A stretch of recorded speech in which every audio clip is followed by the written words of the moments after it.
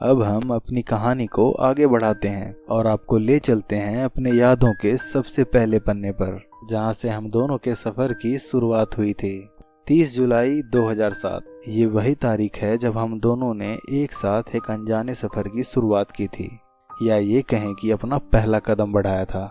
हमारा एडमिशन हो गया और मेरे घर वाले जब वापस जाने लगे तो मुझे अभी भी याद है मैं बहुत रोया था। तब मुझे पापा ने एक बात बोला था जो मुझे अभी भी याद है।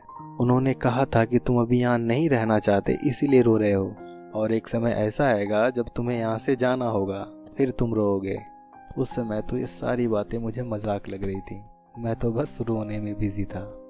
अब हमारा एडमिशन तो हो गया, वो गर्ल्स हॉस्टल चली गई और मैं बॉयज हॉस्टल। हम दोनों ने एक जगह कदम तो रख लिया था, पर अभी हम एक दूसरे से बिल्कुल अनजान थे। जैसा कि हमारा स्कूल रेसिडेंशियल था, तो शुरुआत में किसी नई जगह और नए लोगों के बीच रहना मुश्किल तो होता ही है, पर हम नए लड़कों का थोड़ा ज़्यादा ही मुश्किल हो गया। ऐसा इसलिए था क्योंकि हमसे पहले वाले बैच तक के बच्चों को सीनियर्स के साथ शिफ्ट कर दिया जाता था।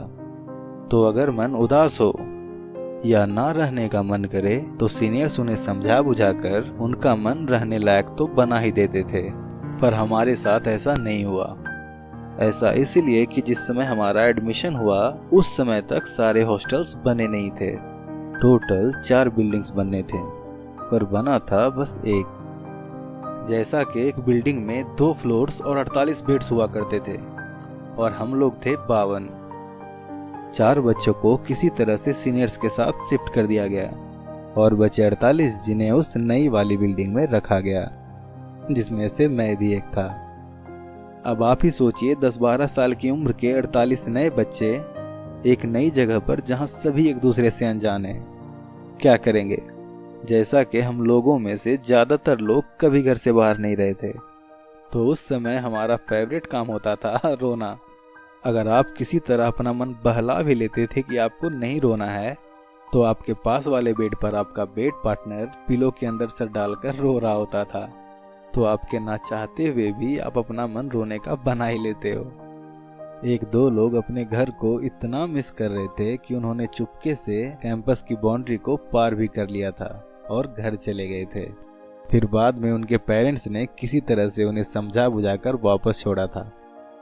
गर्ल्स हॉस्टल का भी सेम यही हाल था, बस वहाँ से कोई भागा नहीं था।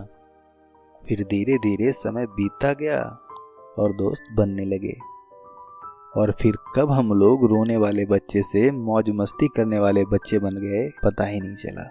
घर की याद आनी भी कम हो गई थी, और इधर दोस्तों के साथ मस्ती मजे में समय बीतने भी लगा। अब हम और हमारे दोस्त ही एक दूसरे के लिए सब कुछ हो गए थे।